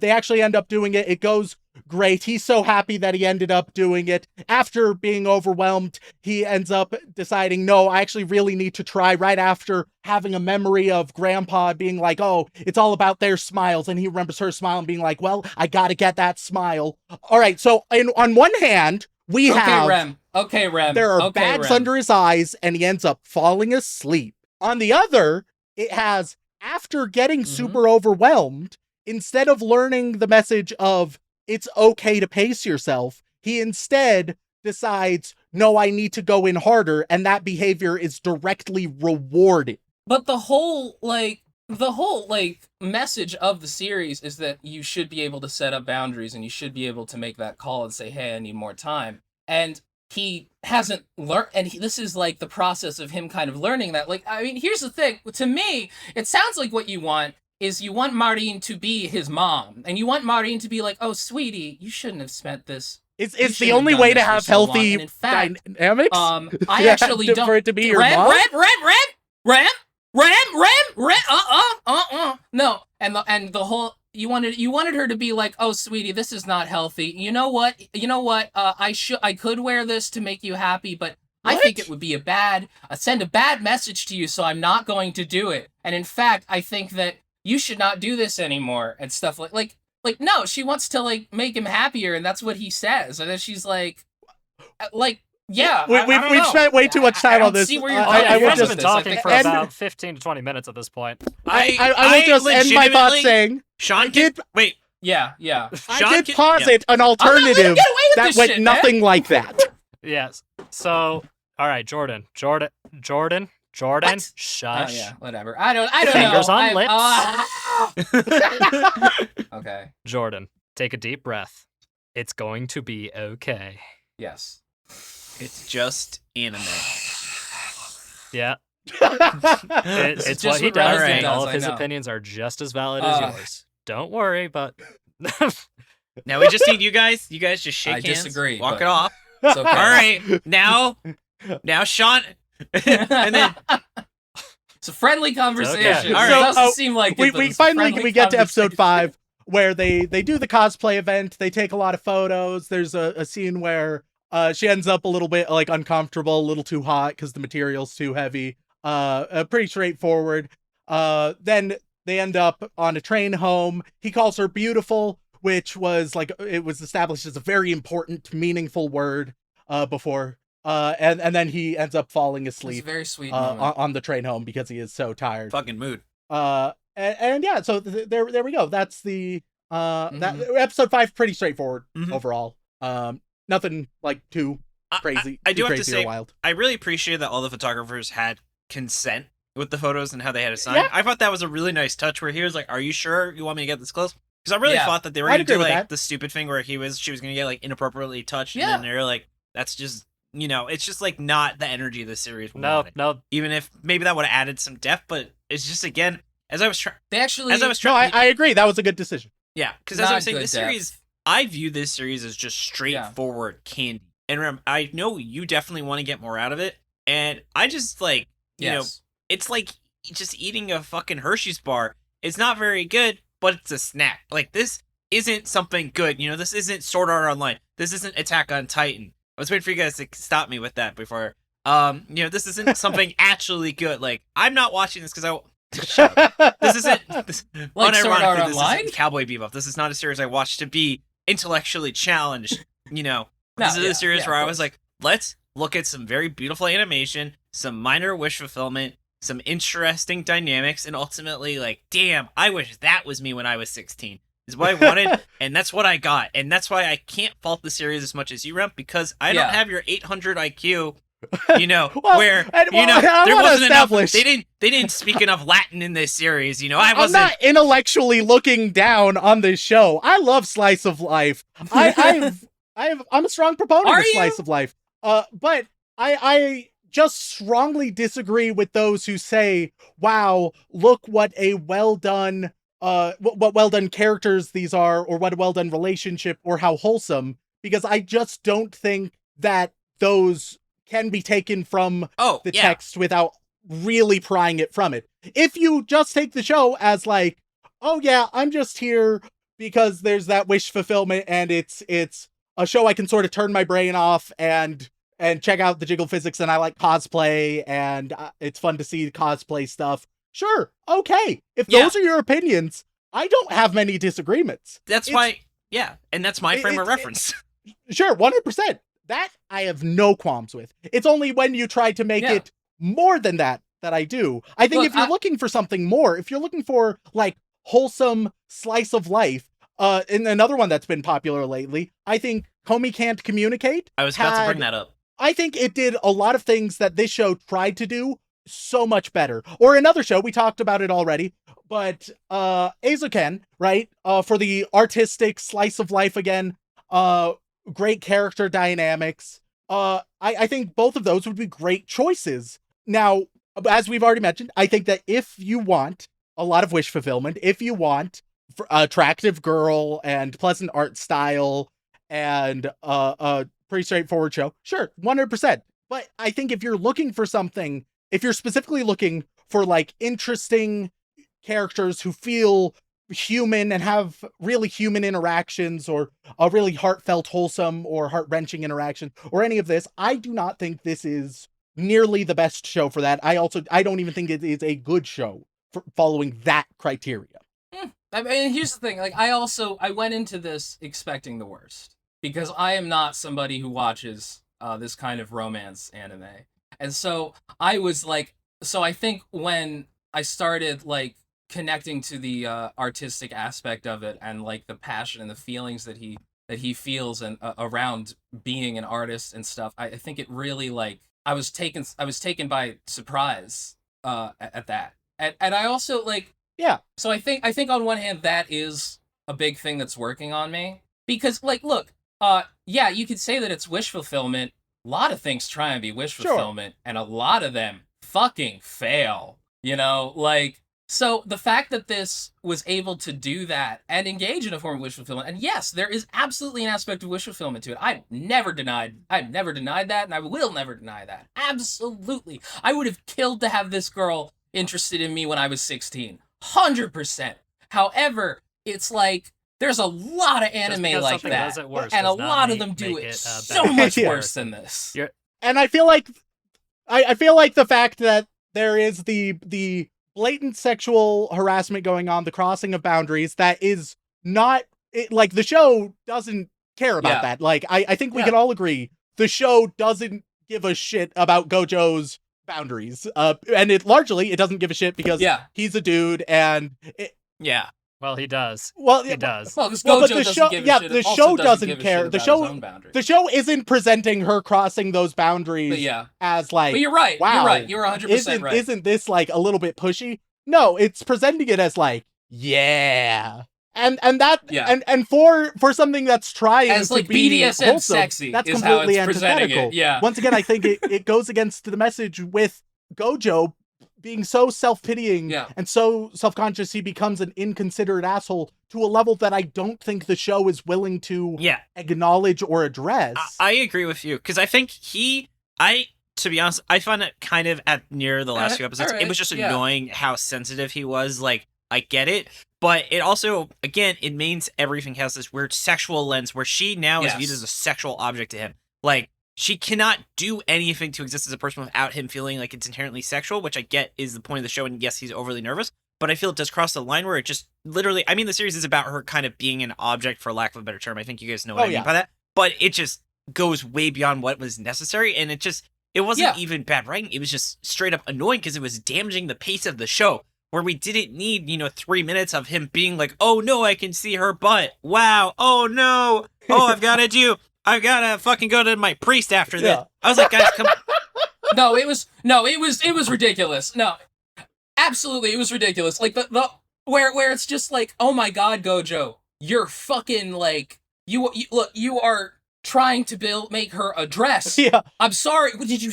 How did you think you were gonna get these measurements, man? What did you think was gonna happen? Like, you have to do this very specific thing, and then like you didn't even. I feel like there's. Like, I feel like the reason why largely I get so frustrated with the show is it's threefold. One, because just how much hype is surrounding the show. 2, the fact that surrounding the hype is people arguing, no, it's not just horny.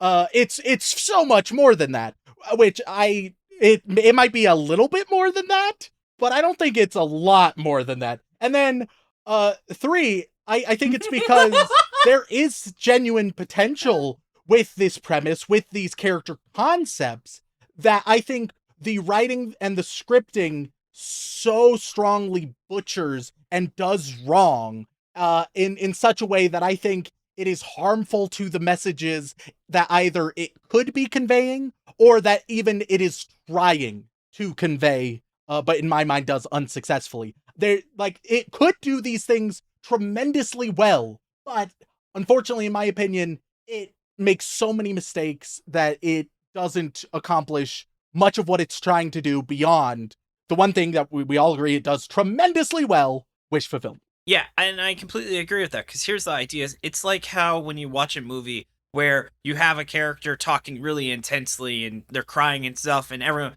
is like, wow, what a great scene. Like, no, the dialogue was terrible. It was just presented well. It's the same idea with this, where the series overall, I still want to say it is more wholesome than it's not, but overall, having cute moments where the guy's happily calling you beautiful doesn't make up for the fact that he just treated her like a sexual object for the last 5 episodes. That doesn't masquerade the weaknesses of the series, but again, I knew that this series was not going to do a good job with the elements that weren't this kind of wish fulfillment, I don't want to say softcore corn, but that's what it was for. Yeah. And that's what I'm saying is, to be honest, I feel like sometimes there are moments where, like Rem, it's kind of like if you were watching a porno and you're like, the premise of this was terrible. The acting was atrocious. It's not to demean you like that, but I do feel like this is an angle of attack you have on a series that this porn has really good acting, trust me. And then I watch it and it's just a regular porno. I have actually seen pornos that are just normal movies that have porn scenes, which it's very weird to watch those, where it was literally... No, this was full on like a movie that was like about like this teenage girl's sexual lesbian awakening, and it was just a normal movie, and I forgot this was a porno, because there was like a 45-minute block, just a normal movie, and then she's talking to her girlfriend, and then they just have a 25-minute sex scene. I'm like, oh, that's right, this is technically a porno. It was the weirdest thing I'd ever seen. Like, I just kind of skipped the porn parts because I just wanted to see what was going on, because it was like a 2-hour movie, and an hour and a half of it wasn't pornography. I gotta try and find the name of it, but it was the strangest thing really I ever. Invested into the story. I was. And Jordan, you know for a fact that 100% something I would do, but I feel it's like that where Rem, you would be like, the acting was terrible in that, but I'm like, dude, that's because you're supposed to watch it as a porn first, and this is softcore wish fulfillment first. You can only demean the not softcore wish fulfillment elements so much, because in what it's trying to do, being softcore and pornography wish fulfillment, it does an exquisite job of it. And it's a garbage fire for the things that people would critically say it's good, and they are being a silly Billy in them saying that this series has a lot of great writing and it does have some heart, but it's not. It is, like you said, it is not Komi-san. It is not probably the most wholesome series I've ever read. Don't blush to Kemi-san, as I talked to Jordan about, and I can go into that if we have time, but that is like, you're right. It is softcore and porn first, wish fulfillment second, and then a very, very dissonant third, some semblance of wholesomeness. Fair enough. And I think that, I think we've covered in a lot of depth, just about everything in those first 5 episodes, and just about everything we can say. I actually have like a project that I have to finish like tomorrow for like this friend of mine's cosplay event, and I haven't really started it. I gotta get my sewing machine and shit. So yeah, we can wrap this up. And the midterms are also happening. Yeah, midterms are happening. Did he just I'm gonna completely fail fail his midterms. midterms? Yeah, whatever. I don't care. He just completely Whatever. failed those, right? They actually never address what happens to his. I'm more okay. interested in making Hina dolls than getting A's. Okay. All right. He's trying to get double D's, not A's, if you know what I mean. Hey! Okay, so with that in All right. mind, let's wrap up our conversation. Usual question. Anybody have a guess at what the Mal rating for this show is? I'm gonna say this probably broke. I'm gonna say like an 8.1. All right. I'm gonna say like 8.5. I thought you were gonna I say say- 8.1 too, and I was like, you son of a bitch. I- No, I say- think it's ridiculously highly rated. It's definitely I'll say over 8.4. I'll say 8.4. I'll say 8.5. All right. Well, currently with 222,000 ratings, My Dress Up Darling is sitting nice and quite high at an 8.47. Oh my Oh, god. no. Hey, I'm closer. Jordan's right. Yeah. Yep. But that just Oh, goes to man. show how strong the cultural influence of this show is. Yeah. And there are lots of very interesting discourses and conversations about it. And hopefully this will end up being one of them. But with that in mind, the final question I have for everybody here is, anybody here still interested in watching more My Dress Up Darling? For me, I'm going to answer no.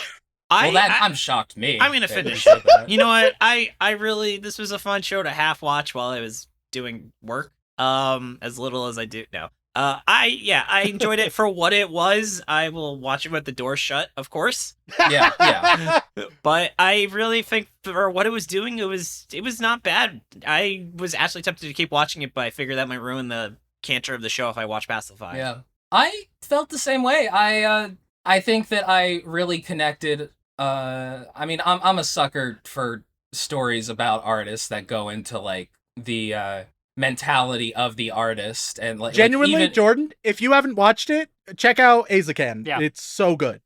I think I will. But yeah, I mean, I really connected with that. I really connected with just like being into this weird thing and nobody understands why you're into it. And I did on some level connect with like the wish fulfillment because I remember what it was like to be that age and I would have loved that stuff. So I totally get why somebody doesn't like this. Again, I went into it fully expecting to fucking hate this. I was surprised. I would be down to watch more of it.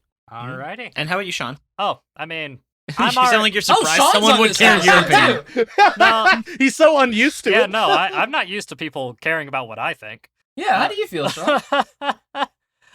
This is a candy show for me. It's a guilty pleasure. I enjoy it. Mhm. Yeah. I like that's the fact. And I still stand by my statement. I don't watch it for the horny. I swear to fucking God. No, She's I 16. certainly do not either. No, I- whenever they got too into that, it definitely made me uncomfortable. Like, I'm of the opinion. When you say that's most of the I show, know. fella. I know, but I know. There were sides to I it know. that I was able to find enjoyment in.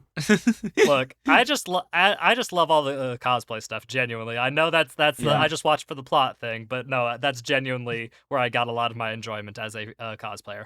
But yeah, no, I can second Yeah. that. but It made me appreciate cosplayers more. I just gotta say. Yeah. Before we get into our send-offs and everything, let's quickly shout out your guys' stuff. Say where people can find you boys. Oh shit, I forgot about that part. Oh, Yeah. we're on a podcast. Fuck. Yeah, so our Jordan, shut up. You literally did a false start for our actual podcast.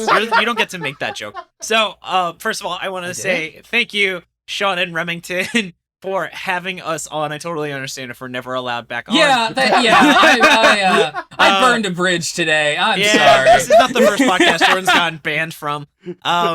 David will come back. I won't. Yeah, that's you can if you want to hear more of Jordan and I talking about all things in the manga world, we have a show called Shonen Flop where he, I, and a guest, we actually are going to be having Rem's episode might be out right when this one comes out because we're on our 200th, or we're on your 200th. Rem's going to be on our 50th because you guys are rad, so it was the least we could do. Sean's already been on, so unfortunately, And it will be God. on their 50th. It will be my first ever manga at all. I am Rem, so excited. I am so angry at you right now. I can't believe you got me so angry that you got me to like passionately defend such a horny fucking anime. I'm so oh my god, I'm so anyway, embarrassed. what I'm betting. Jordan, if I may continue. So anyway, Jordan, I, and a guest, we look at the lesser known manga that ran in Shonen Jump, the place where One Piece, Dragon Ball Z, My Hero Academia all came, looking at these lesser known series. Were they a flop? Were they not? What they did right? What they did wrong? And ultimately did they deserve to be a flop or not? Dylan will fix that word salad. Love you, Dylan. Dylan edits our show too. He actually has also been on a show. So now that Rem's going to be on, it's like that scene from Gravity Falls where he has the 3 books and he's like, finally, now I have all 3. So I figured and thought about photoshopping Dylan, Shaun, and Rem onto them when the episode comes out. At last, the 3 skulls. I have acquired them all, And just then- like my favorite movie, The Phantom. So anyway, I don't know what that was. Anyway, you can find us at shonenflop.com. That's SHOENEFLOP.com. We are on Spotify, iTunes, YouTube, wherever else you get your podcast, and you can find us also on Twitter. You can find us at shonenflopcast. Well, thank you guys once again. It was lovely having you both, and I wish you all the best. We'll chat with you all. Yeah, It's just like, but one of you more. I'm so glad that you responded in a nice way to me. Thank you. Yes, we can put our differences aside.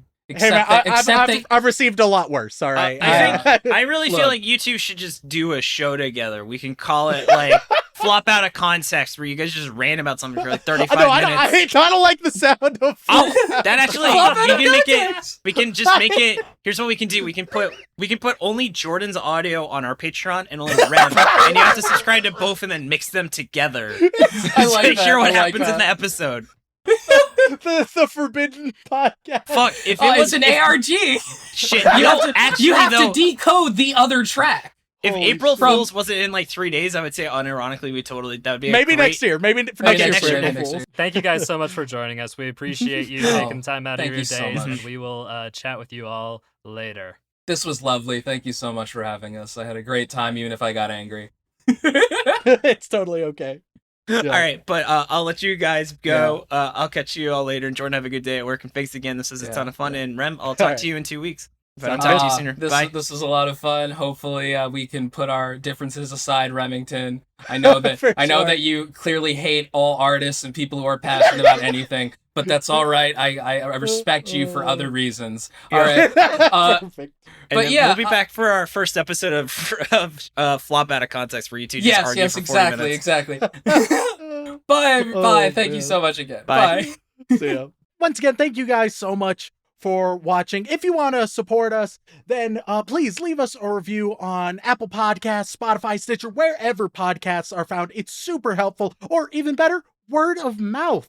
If you want to support us a little bit more directly, we have a Twitch channel, twitch.tv/anime out of context. Right now, Shaun is are you up to 300 deaths or almost up to 300 Only deaths? in almost up to Elden 300 Ring? deaths. I'm Only like almost, at only almost. 286 right now, I think. Which is real impressive because he's only played for 20 minutes. Listen here. Listen here. Or even if you want to go above and beyond and support us financially, then you can go to our Patreon, patreon.com/anime out of context, where there are all sorts of lovely rewards, from weekly bonus content to possible fan fiction to this week having Shaun read everyone's names because our setup is a little bit weird right now. Yeah, don't worry about it. It'll be back to normal next time, hopefully. If not, well, you don't need to worry about that. So, Shaun, what lovely patrons do we have to thank this Well, week? as always, we do want to give much of our love to our bland bitch protagonists and our magical girls. But more specifically, we have to thank our yandere waifus who get very, very upset at us if we bash their favorite horny anime. And on that list, we have it's not a VTuber reference, it's a Senzawa reference. Adam McLaughlin, AJ Honey, Elise Howard, and he turned himself into a pickle. Funniest shit I've ever seen. It just doesn't get old. Oddly relevant. Andrew Rowicki, Ariel Bird, Audio Glitch, Be Like Harry and Don't Fuck Your Sister unless it's your redhead best friend's sister. Big Blue Bear Boy, Brock Hard for Geodudes, Cage in the House, Cheese Monkey, Shy 900, Creed 13, Daddy Dylan's yogurt doesn't taste yummy at all. Oh, I forgot about that one. Dante Soriano, Darkstorm 713, Data Type, Epic Army, Extreme Cobra, Fantide, Farmer Weeb, Bad Pickup Lines of the Week. Are you an orphanage because I want to give you kids? Fascinating. Ferdinand the Bull, Finally Back, forgot to change the name until late in the week. Push off until next week, then repeat. Anywho, I'm proposing this weekend, and it's cut off. Oh, that you're proposing, as in you're proposing marriage. Yeah. Yes. Congratulations. I feel like we've been over that one. That's fine. Yep. I mean, congratulations, or if it didn't work out, real Yeah, sorry. sorry about that. Watch my dress up, darling. It might help. Or make things worse. Hard to tell. First we had Linus Venus, then Biggest Dickus, and now we present Deletus Fetus, brought to you by Gugus Gagus, Fuck of Love Fox and Boy, Glenn Michael Dolan, Hunger Bunger, Hunter Davies. I binged anime out of context for a month. Now I hear your voices in my dreams. I'm so sorry. I guess you're on Keter duty. I, Remington, enjoy Molly Lolly Girls. I want Rem to ruin Darling in the Franxx for me. I, Remington, redact my statements on Toradora. That's what it stands for. Yes, that is what it stands for. Oh my god, I've read it so many times that I had no idea. Yeah, no, it's a very specific show that they want you to ruin, and ruin it you will, don't worry. Perfect. I, Remington, redact my statement on Toradora. Also, hey Dylan, wanna fuck ooh. Don't seduce our editor and Patreon. No, go for it. You have Rem's permission and my disapproval. Congrats. Jam Hands, Jax, Julian Garcia, Just a Traveler, Cassidy, Casey Mosley, Kazu Morocco, Luke Offenberger, Lukey O, Mad O2 Max, Matthew Drum says Shaun's a bitch. Yes, I am. Mike the Mutilator. Misaka feels self-assured based on the knowledge gained from shoujo manga. Mr. Marshmallow Man. My substitute teacher typed in high school into Google, and the top autofill was Navi. No waifu, no laifu. Only God can judge them. It's up to me to send them to him. Irish wristwatch. Ready to be isekai'd. Remington and Shaun, it's up to you to be funny, or I'm giving up and dropping out of school. Please don't. Remington Merrill. Rhiannon Williams. Ross Palmer. Salty Pretzel. Shaun sure looks sexy in those cat ears, right, fellas? Shaun, why don't you pick anime that boosts ratings, including revisits, Nova? Shoujo Addict, don't send help, send more romance tropes because my husband isn't a romantic, is the title of my light novel. Silent Secondary. Sneezing so hard I pucker. Oh, fuck. Sorry it took so long to fix my name, ADHD and all that jazz. Tetsuo 13. That was the worst throw ever, of all time. That film guy, the Susanator. No, don't include ages ago. They messaged us on Patreon to not read their name. Oh, okay. I will pass that. Dylan, please. Titan CNH, Totally God, Trenton Farrell, Trifingers Horse Butthole, Uliana, Veiny Jordan, Wacky Hypotheticals, Walk Me Home Gently, Weiss Schwartz, Attack on Titan final season set coming out August 26th. Oh no, fuck guy, don't remind us we have to finish this trash. What does Little Sister ride? A Nissan. Whoever told you that is either a ghost or a bitch. Why Shown, Why Shaun? Yahir, Yandere Neku, Yantosaurus Rex, Xanix, and Zorina. Thank you all so much for your support. Ooh-wee. There are a lot of you. I forget how many there are. It's no joke reading all the names, is No, it, John? it's You think not. it's such a cushy job? It's not a cushy job. Cushy? Cushy. It is a very cushy job. We thank you all so much. We love you very, very much. But we have to go even further and beyond to the Boy Wizard tier, where this week every single member of the Boy Wizard tier is going to get... We expect homework done on all of these canceled manga. Yeah, so this week everybody is getting a canceled manga. If they're any good, they probably wouldn't have been canceled, but that's fine. Oh god. Fucking Morse code, bitch ass name of a name. Oh god, I don't want to read that. Oh yeah. Lord Brock Doof or whatever the fuck. It's hell. It's hell. Do I give him what he wants and translate it? I mean, I always just give it raw. I'm gonna translate it real quick. Oh, that's mean, Lord Brockdoof. That's mean. Yeah, Shaun, what does it say? Well, it says, and I quote, Heffalumps in your walls from Lord Brockdoof. It's pretty fucked up. You get... That's pretty fucked up. It's a little fucked up. You get Siren. That's P-S-Y-R-E-N, because, you know. Like psychic, siren, combine those two. And that's actually one I've read, unfortunately. So there you go. 2 section, I have to show you my Rule 34 review. It's is one of my favorite of my many folders. You get How to Live as the Enemy Prince, the manga adaptation of the novel. Not surprising why that got canceled. Aaron Hegland. You get MX0. Looks like a baseball manga of some kind, I think. And if it's not, I have horribly misread the cover. Allfather's Curse Fact of the Week. 449 fish from places across the country and found that 21% of samples were mislabeled. That's concerning. You get Ultra Heaven. No idea what it's about, but it has a very creepy cover. Anchio 4, or Anchoy. That's it. I'm not dyslexic. Anchoy 4, you get the manga adaptation of Little Busters. I had no idea they made a manga adaptation of that. Beethoven 1201, aka Kohei Izumi, you get The Head. That's it. It's just called The Head. Derpy Pengu, you get Nana. The Nana manga got canceled? Really? I had no idea. Interesting. Edward, you get Act Age. Good luck. Fisherman from Norway, you get Dare Nimo in e nai futari goto. I'm going to make a strong guess that it is either a Yuri manga of some kind or something incredibly cursed, based on the cover alone. It seems we have garnered much power over the past 4 months. It's time, Team Dulu, for the invasion of Utah. Please don't invade our state. We already have enough invaders. You get Scumbag System. What a title. What a title. Oh, man. Harrison, you get Fake 2. I guess Fake 1 couldn't carry a sequel. Hey Kids throws Biscuit into Abyss. Fetch, you get Itazura na Kiss. Looks like a generic shoujo manga from the 90s. Hopefully it's not the worst thing on the face of the planet. Hinata is a Ball of Sunshine. You get Recovery of an MMO Junkie. Hold on a second, listeners. I need to log on to my Nutaku clicker game. You get Killing Me with an exclamation mark at the end. I am the president of Dracula United, not Remington. You get Kigurumi Guardians. Inuyasha is my favorite cryptid, says somebody. Call Sho Tucker because I want to become one with you. You get... There's so many, manga titles here, but a lot of them aren't interesting to read. Except for this one. You get Drug and Drop. No idea what it's about, but it does have a pot leaf on the cover, which is a bold statement. Miguel DeLeon, you get Suki Suki. It looks like absolute garbage. Have fun with it. Oh, perfect. Mike wants an Overlord review. You get... Oh, not reading that one. Fuck that. Do it, coward. Okay. You get, and I'm so sorry for this, Show Mean Sample. I was abducted by an elite all-girls school as a sample commoner.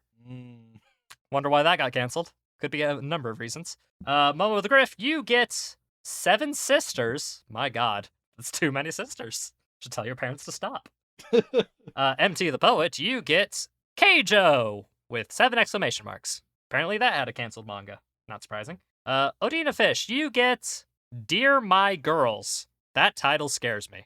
Also, it appears to be a Korean manhwa. So I guess this list dips into Korean manhwa as well.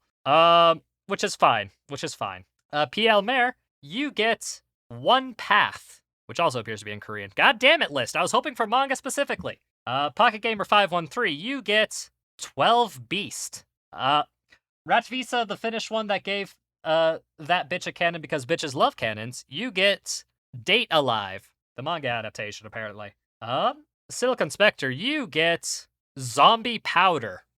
Corpse Dust, my favorite canceled manga. Stick Meat, you get Oh My God with an exclamation mark. That's the name of it.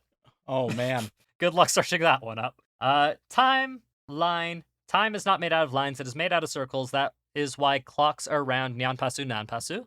You get Boku no Ushiro ni Majo ga Iru. Tony the Great, you get Thunderbolt Boys. That's a name. Vincent Calabrese. Calabrese? Calabrese. I'm so sorry. You get Gate 7. Warning, we still remember the barrel. I wish I had the barrel. That'd be nice. Make it easy. You get Sensei wa Dummy. Looks like a very bad yaoi manga with very yaoi hands. That is a very strange one. Oh. What is love? A vow, a band of gold, an ephemeral state of mind, or an action, perhaps a gift only truly received when reciprocated. You get Idol A, which this one is definitely a baseball manga. And thank you all so much for the Boy Wizards, but we have to move up even higher to the inappropriate Joey Wheeler tier, where this week, thanks to the lovely inspiration from Dave of Shonen Flop, you are going to get a Portuguese idiom. said, of course, that's Joey Wheeler. Yep, can't forget that caveat. All right. Remington's mom, you're gonna get a yolks cara de pow. Are you going to translate them at all? Or Oh, just... yeah, I'll translate. It apparently means wooden face. The equivalent of acting shamelessly. Sorry, Remington's mom. All right. I don't understand, but okay. It's okay. Hi, I'm an astronaut. It's the nature of it. It is. Hi, I'm an astronaut, and my next mission is to explore Uranus. No, I do not want to subscribe. You get a muita aria para o meu caminhao. Oh, fuck. Oh, no. Hey, Yugs, I feel like I need to apologize to, like, an entire continent at this point. The literal translation is, this is too much sand for my truck. What?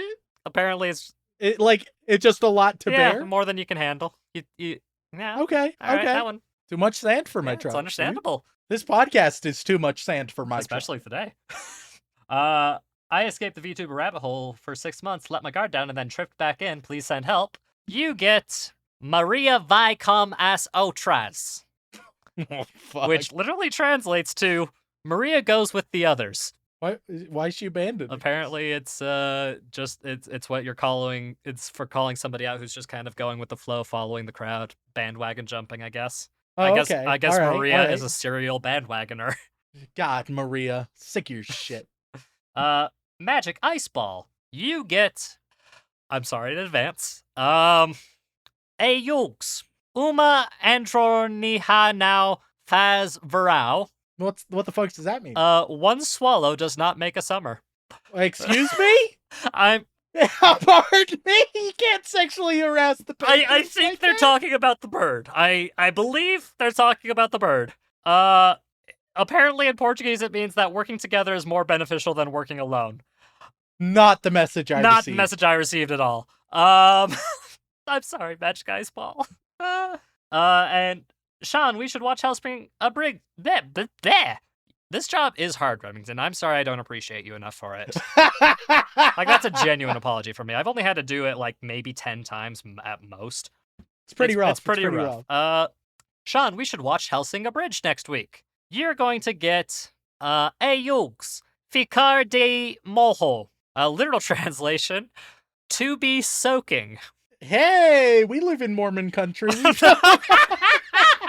no, Rem, I don't know if that can stay. I don't know if that can stay, Remington. I genuinely don't know if that can stay. Holy shit. It's the end of the episode. It can Okay, stay. yeah, nobody goes this far. That's fine. The direct translation is, it's how you would describe waiting uncomfortably or having to rest despite not wanting to. Oh, man. Oh, man.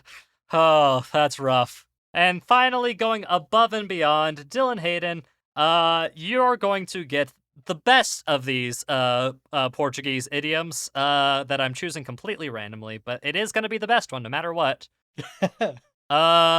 Ayugs, de noite todos os gatos são pardos. So fucking elegant. I'm so sorry, anybody who speaks Portuguese. Literal translation is all nights, all cats are gray. Any guesses on what that could mean, Rem?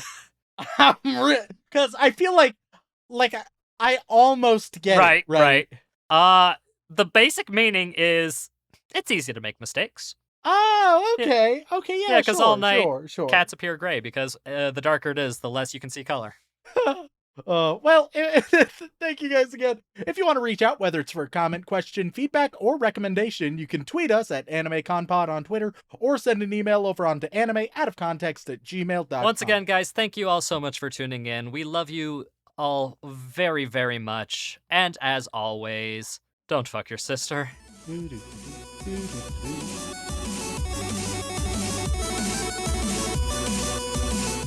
Once during science class, I inadvertently stabbed myself in the penis, and not wanting to interrupt class because I was having so much fun, I just kept it to myself and didn't tell anybody about it. I would rather off myself than do anything related to Raid Shadow Legends.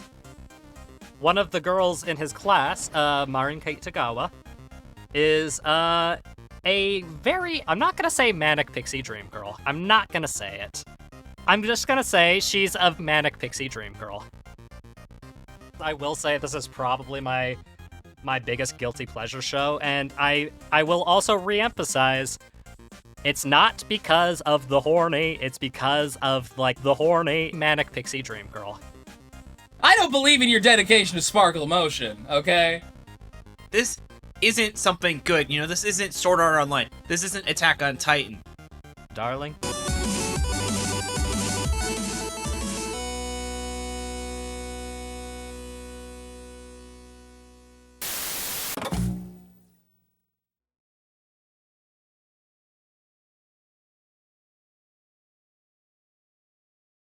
Yes, queen.